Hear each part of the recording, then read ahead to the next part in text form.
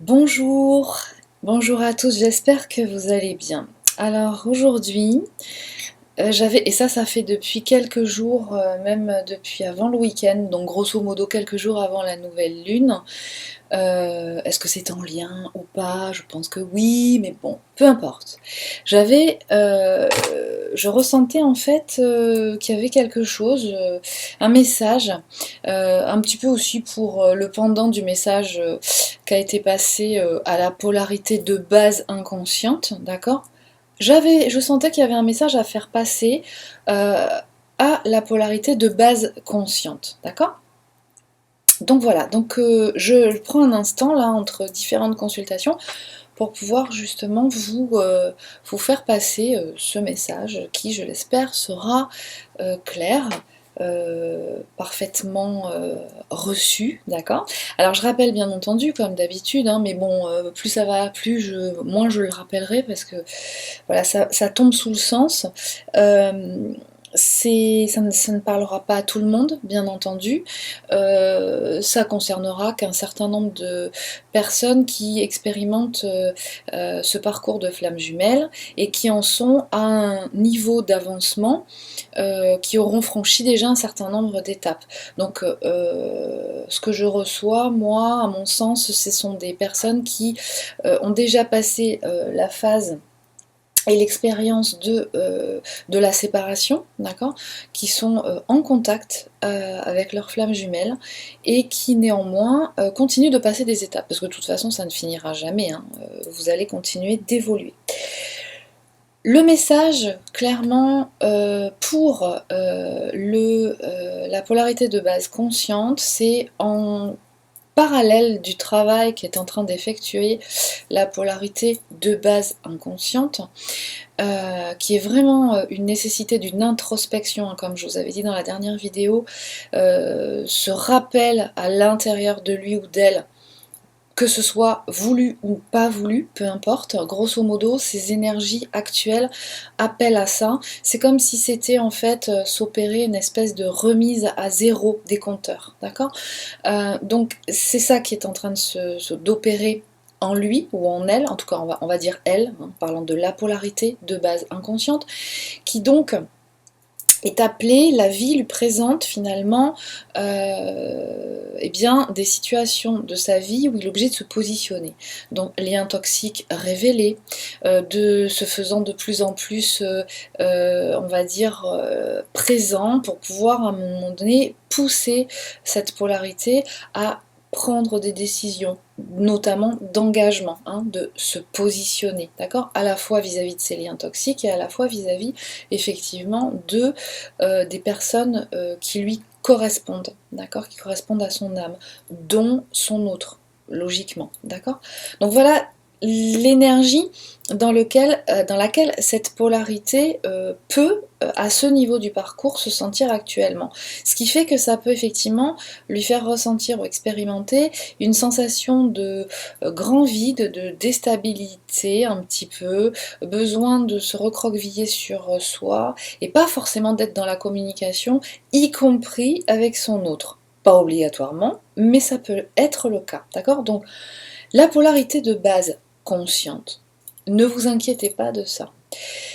Ce qui est important à intégrer, c'est que, comme je vous avais expliqué dans la dernière vidéo, chaque polarité correspond et est associée, en fait, et c'est pour ça que je me suis inspirée de ça, pour nommer finalement chacune des polarités, consciente et inconsciente. Consciente, cerveau hémisphère gauche, inconsciente, cerveau hémisphère droit, qui sont finalement associées à des attitudes et à des qualités qui sont qu'on pourrait réadapter à l'énergie yang pour la partie consciente, qui est tout ce qui est en lien avec l'action, d'accord? Dans le conscient, dans l'hémisphère gauche, il y a tout ce qui est en lien avec le verbal, l'écrit, la structuration de la pensée analytique et le mental, d'accord? Donc l'ego blessé, ok? Entre autres choses. Mais en tout cas, dans la polarité consciente, on retrouve toutes ces capacités à structurer l'information, à la hiérarchiser, à, aller la sourcer, l'information, systématiquement, pour établir des stratégies d'organisation, de hiérarchie, de priorisation dans les faits, dans les actes, dans les, comment dire, représentation finalement des personnes qui lui correspondent. Cette personne, elle représente ça pour moi, je la situe là. Celle-là, elle fait pas du domaine, elle fait pas partie du domaine amical, mais par contre elle est importante, mais au niveau professionnel. Voilà. La partie, enfin la polarité consciente à la base a un mode de fonctionnement, un style d'attitude, si vous voulez, qui est très attribué, qui est très relié à tout ce qu'on appelle en fait dans les neurosciences, dans tout ce qui est attrait à la partie consciente, à l'hémisphère gauche. D'accord? Donc forte potentialité à développer et à comment dire maîtriser tout ce qui est fait partie de l'hémisphère gauche. Pour la polarité de base inconsciente, en fait, c'est pour moi tout ce qui est relié donc à l'hémisphère droit et donc là-dedans est logé l'inconscient. Et l'inconscient, c'est, on pourrait appeler tout ce qui est un développement, c'est très important et fondamental, il est très puissant l'inconscient, même si on ne le voit pas, même s'il ne se révèle pas, parce que il a un mode de communication et de perception qui est beaucoup plus intuitif. Le cerveau droit est directement relié à l'espace du cœur, au cerveau du cœur.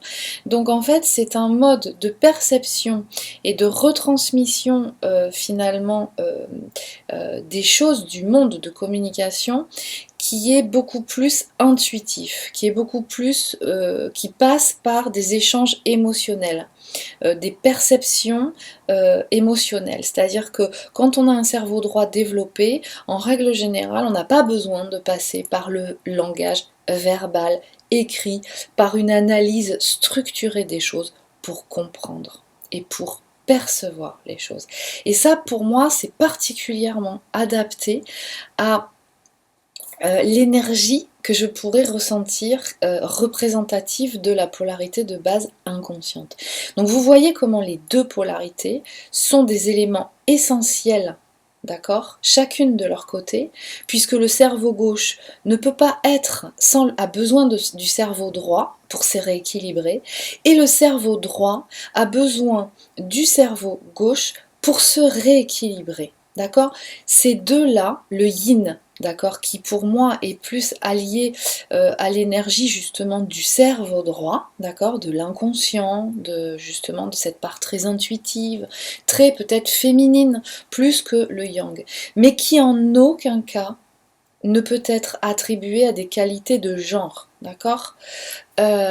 Pour moi, tout ça, c'est bien la représentation, d'accord, qu'on a vraiment, que ces deux hémisphères, ces deux polarités, ont vraiment, pour être au top, besoin de l'énergie l'une de l'autre. Ce qui n'empêche pas que chacune des polarités, que chacun des hémisphères a son rôle à jouer, un rôle très important.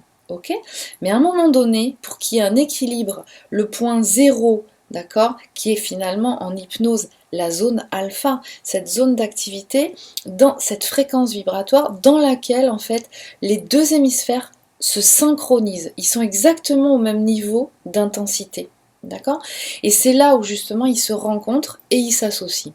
Et donc, quelque part, tout ça se fait dans cet équilibre-là, se fait, si on parle physiologiquement dans le corps, le point zéro chez nous, en fait, c'est le cerveau du cœur.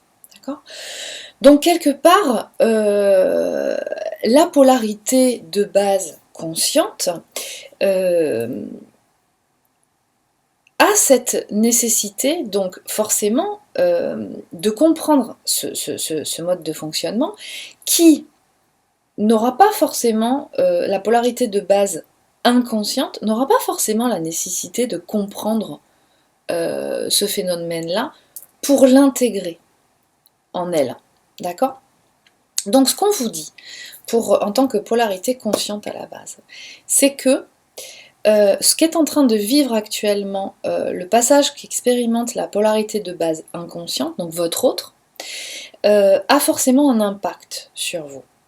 Mais prenez-le comme étant une opportunité, dans ces phases de distanciation, de vous retrouver, de vous recentrer sur vous, de faire un travail qu'il vous appartient de faire, qui est non pas de vous éloigner ou de couper avec votre autre, parce que vous pouvez ressentir d'être dans une période où vous en avez marre d'attendre, parce que vous avez systématiquement, vous avez la sensation, enfin vous avez cet automatisme de vous focaliser sur l'autre. Vu que dans votre système de hiérarchisation relationnel, hein, affectif, amical, amoureux, quelque part, vous êtes très hiérarchisé, d'accord? Vous hiérarchisez beaucoup de choses, et dans cette pyramide, votre autre, il est tout en haut de la pyramide.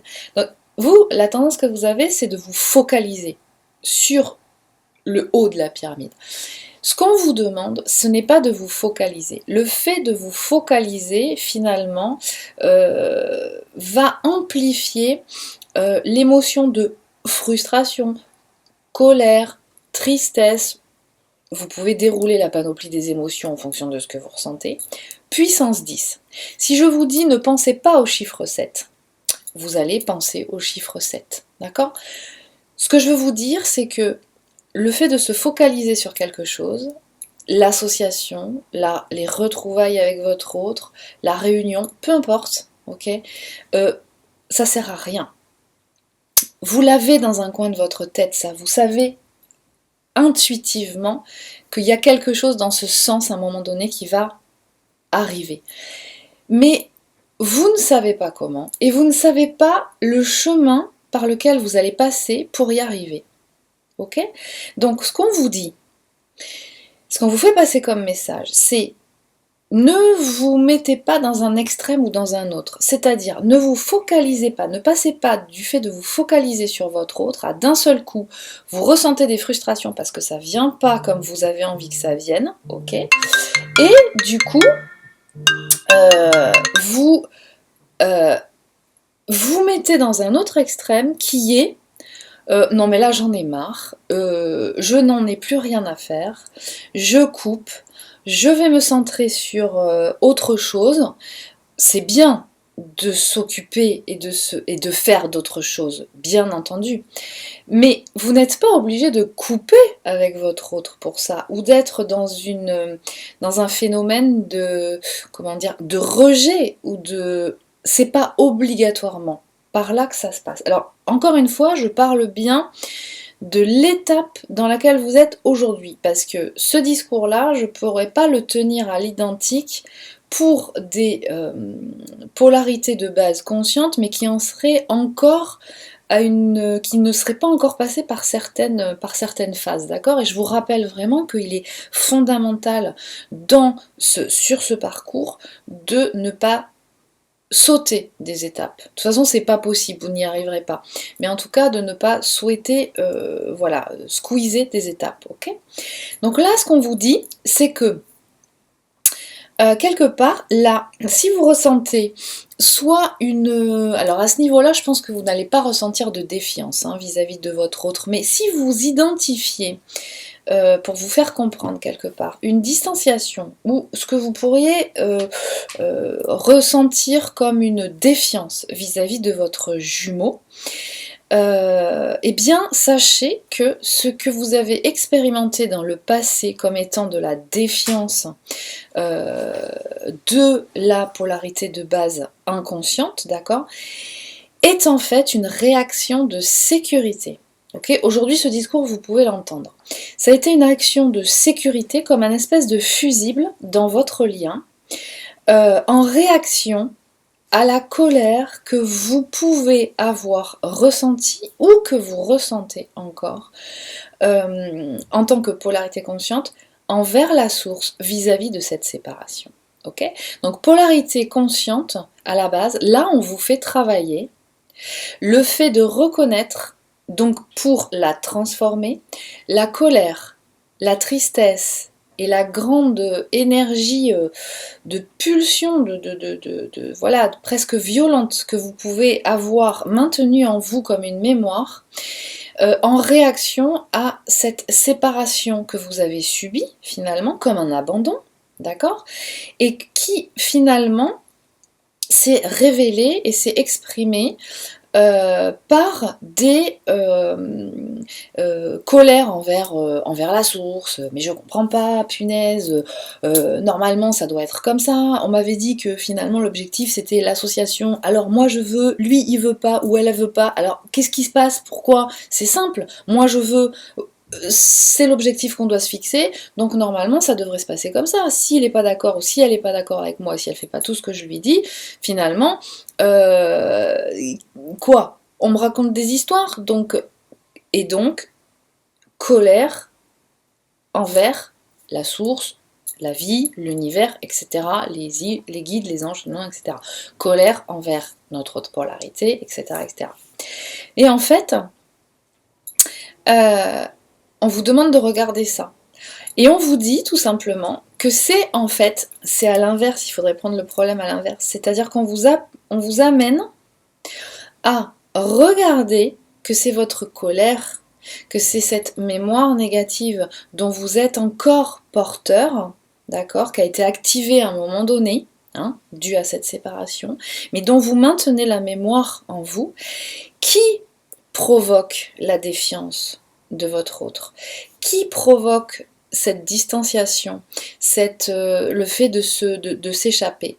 Ce qui fait qu'aujourd'hui, si cette mémoire négative est encore active en vous, le fait que votre autre, parce qu'il est en train d'expérimenter un certain nombre de choses là, dont qu'il a besoin d'expérimenter, et pour lesquelles il a besoin de se retrouver face à lui-même ou à elle-même, d'accord, et ça ne veut pas dire qu'il ne vous aime pas, ok, mais vous, en fait, vous faites cette projection de oh là là, c'est dangereux parce que je vais encore le perdre. Parce que, quelque part, eh bien, c'est cette colère à l'origine que je ressens qui entretient, d'accord, cette peur. Ok? Donc là, ce qu'on vous dit, c'est que si vous voulez être sur votre parcours de flamme jumelle, vous devez en fait apprendre à transformer votre peur en amour. Et transformer votre peur, c'est votre ego blessé. Donc c'est soigner vos blessures. Donc c'est transformer les mémoires négatives en mémoires positives. C'est donc accéder à l'amour. L'amour, quand vous ressentez l'amour en vous, donc l'amour inconditionnel, quelque part, c'est le moment où vous êtes vraiment en complétude vis-à-vis de vous. Alors, je fais une petite parenthèse parce que j'ai lu certains commentaires qui me disaient que être dans l'amour inconditionnel, c'est forcément associé à être dans un polyamour, à être donc dans une multiplicité de relations sexuelles. En gros, j'aime tout le monde est en écho, en accord avec moi, et donc je fais l'amour avec tout le monde. Alors c'est pas vraiment ça l'amour inconditionnel. D'accord? C'est pas ça du tout l'amour inconditionnel. Avoir une multitude de relations sexuelles n'est pas ne signifie pas être dans l'amour inconditionnel. D'accord? On n'a pas besoin d'être dans un mode de relation libertin, d'accord, pour être dans l'amour inconditionnel. Je pense que toute personne qui a cette nécessité de être dans un relationnel, on va dire de relations sexuelles diversifiées, est simplement en train de se rassurer dans le fait que il ne touchera pas à quelque chose de profond en lui ou en elle. C'est-à-dire que tant qu'on est dans ce mode de comportement-là, finalement, on est dans une zone de confort qui nous assure que nous n'irons pas au plus profond finalement de nous, dans l'espace de notre cœur, que nous ne serons jamais dans un lien et dans une relation profonde avec une personne. Et donc ce qui revient à dire que les personnes qui sont dans ce type de comportement ou qui ont peur de l'amour et qui sont dans une recherche extrême et viscérale et pulsionnelle d'une liberté, entre guillemets, sont plus ou seraient plus finalement dans un système dont l'origine serait la peur de l'amour, la peur d'aimer, parce que dans leur expérience de vie, l'amour est forcément synonyme d'un attachement, c'est-à-dire je te donne quelque chose, mais en échange tu me redonnes autre chose, d'accord? Et non plus tout simplement je t'aime, parce que je le vibre comme ça, j'ai envie de t'offrir ça, et j'ai juste le plaisir de ressentir la joie de te l'offrir. Et quelque part, si à ce moment-là, toi, tu ne me donnes rien en échange, c'est pas grave, je n'attends rien de concret en échange. C'est ça, être dans des liens positifs et non toxiques. L'attachement n'est pas négatif, il est positif, dans la mesure où il n'y a pas systématiquement une attente de vous sur quelque chose de précis vis-à-vis de la personne que vous aimez. D'accord? Donc, vous êtes, polarité de base consciente, là, à expérimenter le fait que vous soyez dans une expérience de pouvoir transformer la peur en amour, d'accord? Donc d'accéder à l'amour inconditionnel vis-à-vis de vous-même. C'est la première expérience que vous faites. Ensuite, vous allez le ressentir à ce moment-là vis-à-vis de votre autre, ok? Et dans cette expérience-là qu'on vous demande de réaliser, de mettre en œuvre, le fait que votre autre ait besoin un petit peu de se recentrer sur lui, eh bien ça va vous pousser à finalement vous centrer sur vous, d'accord? Sans oublier votre autre, hein, juste vous centrer sur vous, pour pouvoir mettre en œuvre cette opération de transformation de la peur en amour, donc d'opérer en fait à la transformation énergétique vibratoire dont vous êtes détenteur. Vous avez cette capacité, vous avez ce pouvoir créateur. Et c'est ça qu'on vous demande de réaliser là, dans cette période. D'accord? Donc, centrez-vous sur ça, parce qu'en réalisant cette opération, vous allez vraiment fortement contribuer à accompagner par la pensée, par des pensées très positives, votre autre dans ce qu'il est en train de réaliser, et vous allez vraiment contribuer à augmenter la vibration du lien et vous rapprocher du coup de votre objectif qui est l'association, l'union, etc. D'accord? Donc là, ce qu'on vous demande de faire quelque part, c'est de transformer, de vous rapprocher de l'énergie, de l'espace du cœur, de réintégrer votre puissance créatrice. D'accord? Donc ça veut dire quoi? Ça veut dire, et ça je vous le dis notamment par rapport au travail qu'on effectue en hypnose, une fois, ce n'est pas parce que vous avez apuré, donc transformé, apuré le matériel traumatique, donc ça veut dire transformer les mémoires négatives en positives, hein, qu'on peut réaliser dans les séances d'hypnose, que pour autant tout va s'ouvrir. Vous avez, en tant que flamme jumelle dans votre parcours, l'obligation, quelque part, hein, la mission, d'activer les mémoires positives dont vous êtes détenteur. Ça veut dire quoi? Ça veut dire que vous devez activer vos dons, les développer et apprendre à les maîtriser. C'est comme ça que vous allez être dans votre chemin de vie. Ça veut dire quoi? Ça veut dire que même si vous avez déjà opéré à la transformation en séance, par exemple, de mémoire négative en positif, vous devez en parallèle vous mettre en contact avec, réactiver toutes les mémoires positives. Vous avez, et on vous demande de mettre en œuvre et d'apprendre à exercer les outils dont vous êtes détenteur, d'accord, dont vous savez vous servir. Alors c'est quoi? Ça veut dire des dons, ça veut dire des dons de thérapeute,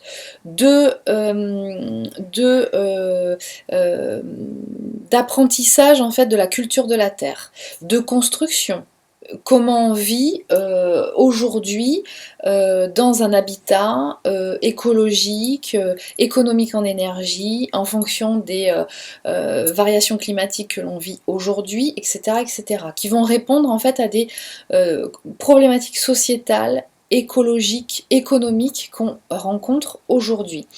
Quand vous êtes, par exemple, amené à être thérapeute, ça veut dire, je réponds à la question comment se soigner aujourd'hui, comment apporter une réponse finalement de santé, hein, un bien-être émotionnel et physique et physiologique, sans utiliser de produits chimiques, en respect total et bienveillance avec la personne elle-même, adapté sur mesure. D'accord? Et qui soit viable, c'est-à-dire que tout le monde puisse utiliser n'importe quand sans avoir besoin d'un objet physique, d'accord? Qu'on n'aurait pas au moment où on a besoin de s'en servir. Donc, comme si vous activiez une énergie en vous, un savoir, qui vous donne la possibilité de pouvoir soigner la personne, différentes personnes, les accompagner pour aller vers un mieux-être, d'accord? Physique et émotionnel. Voilà, donc il y a ça, il y a aussi des gens dont les dons, les compétences vont être par exemple de faire à manger, comment je fais à manger aujourd'hui, comment je me nourris pour apporter un certain nombre d'énergie dans nos corps physiques, dans un univers où la viande est de plus en plus chère, génère de plus en plus de pollution, de la souffrance aussi, comment je peux me régaler par exemple en développant une cuisine extrêmement riche et source de plaisir, mais peut-être plus issue du monde végétal, par exemple, à quel rythme j'ai besoin de consommer de la viande, ai-je vraiment besoin d'en consommer, comment puis-je apporter en fait quelque part ces réponses, d'accord, face à des questionnements suite à des problématiques, aux problématiques qu'on rencontre aujourd'hui, d'accord? Il va y avoir aussi les gens qui ont cet instinct, qui ont cette connaissance des matériaux, des constructions, de lieux d'habitat au niveau énergétique, des gens qui s'y connaissent en géobiologie, en tout simplement méthodes de construction pour réaliser des habitats qui sont beaucoup plus économiques en énergie, qui sont plus agréables, situés sur des lieux qui sont équilibrés au niveau des vibrations terrestres, etc., etc. Des gens qui vont être en capacité de pouvoir travailler avec des animaux, de préserver la nature, etc. Donc grosso modo, si vous vous mettez dans cette situation-là, de vous remettre en contact et de réactiver des émotions, des mémoires positives, vous allez avoir accès à toutes ces informations qui vont vous mettre sur la voie de ce qui vous correspond. Et c'est ce qu'on vous demande aujourd'hui, là, ce qu'on vous dit, et ça c'est valable aussi pour la polarité de base inconsciente, hein. Mais vous, polarité de base consciente, ok, là c'est le job qu'on vous demande d'effectuer actuellement. Utilisez ce temps, non pas pour vous plaindre et pour vous déployer et vous laisser attirer par cette illusion à nouveau de mon autre est à nouveau défiant, ou etc. Pour vous dire, pour prendre conscience que finalement, ces zones d'ombre que vous pouvez ressentir, ces énergies tierces où vous pensez que votre autre est attiré, par lesquelles il est attiré, ou dont il doit se défaire actuellement, ok, c'est tout simplement vous qui leur donnez vie. C'est vous qui enfermez, qui créez ces zones d'ombre, qui donc du coup se concrétisent dans la vie de votre autre polarité. Okay, donc là, on vous dit, concentrez-vous sur toutes vos mémoires positives, activez-les, vous allez trouver le don, les compétences dont vous êtes détenteur, et on vous dit, mettez-les en œuvre. Vous avez l'obligation, c'est contractuel quelque part, il faut que vous les mettiez en œuvre, que vous les utilisiez, que vous appreniez à vous en servir. Ce sont des outils qui sont puissants, donc on vous demande vraiment d'être clean, hein, être clean c'est quoi? C'est vraiment être centré sur son cœur, d'accord? C'est être dégagé de toutes les émotions, les mémoires négatives, hein, d'un maximum en tout cas, qui font vivre les zones d'ombre, hein, que vous pouvez voir activer dans les relations toxiques que vous avez autour de vous, mais aussi dans les liens que votre autre expérimente dans son environnement, ok? Et donc de vous de les défaire, d'accord? C'est-à-dire de les déprogrammer en vous, ok? Et donc du coup, il va y avoir quelque chose qui va permettre cette réactivation, cet encodage, quelque part, dont vous êtes porteur individuellement, et qui contient ces mémoires positives, qui vont du coup se révéler, d'accord, et remonter, d'accord? Ces informations vont remonter au niveau du conscient pour vous.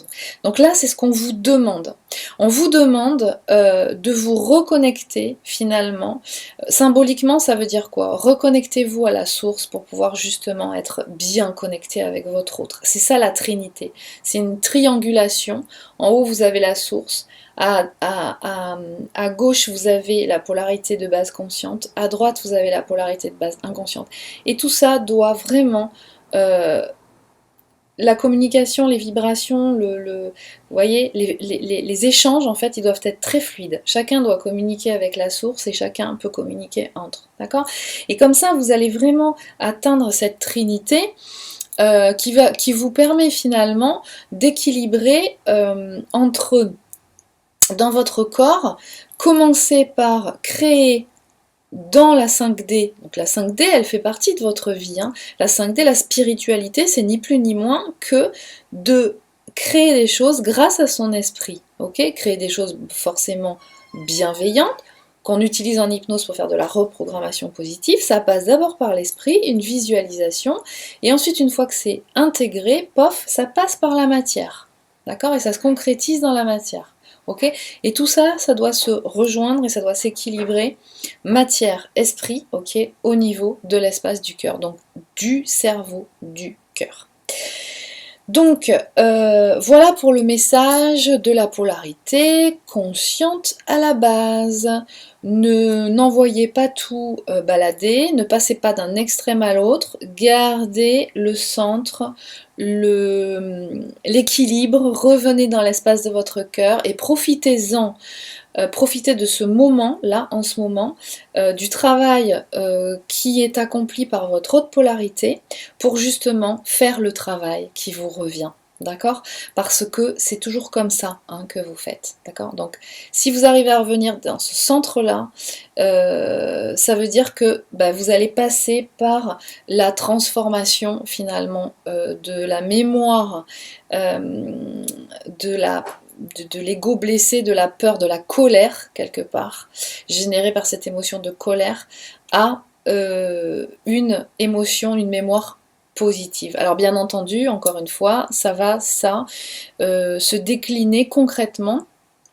Alors par exemple, pour ce qui me concerne, dans une séance d'hypnose, de façon individuelle, hein, et non pas, on ne transmute pas tout seul dans son coin. Clairement, on a besoin d'un accompagnement d'un professionnel qui maîtrise, d'accord, son outil et qui vous accompagne. On ne peut pas le faire soi-même. Souvent, des fois, je vois des commentaires qui expliquent comment faire le truc soi-même. Alors, il y a des choses, des petites choses du quotidien qu'on peut transmuter soi-même, mais ce genre de blessures-là qui sont actives depuis un certain temps dans l'inconscient, ok, qui passent par des régressions karmiques ou des choses comme ça on ne peut pas le faire tout seul. Et surtout, pas avec n'importe qui.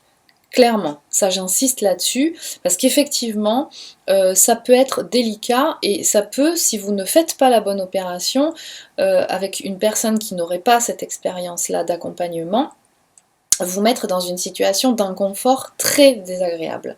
Donc, faites-vous accompagner, mais il s'agit d'un accompagnement individuel avec une réponse qui va vraiment, face à une même problématique, on va dire collective, d'accord, qui va être une réponse individuelle, d'accord, qui ne va forcément pas être la même suivant toutes les personnes, d'accord. Donc voilà, je vous dis à très très bientôt, prenez soin de vous.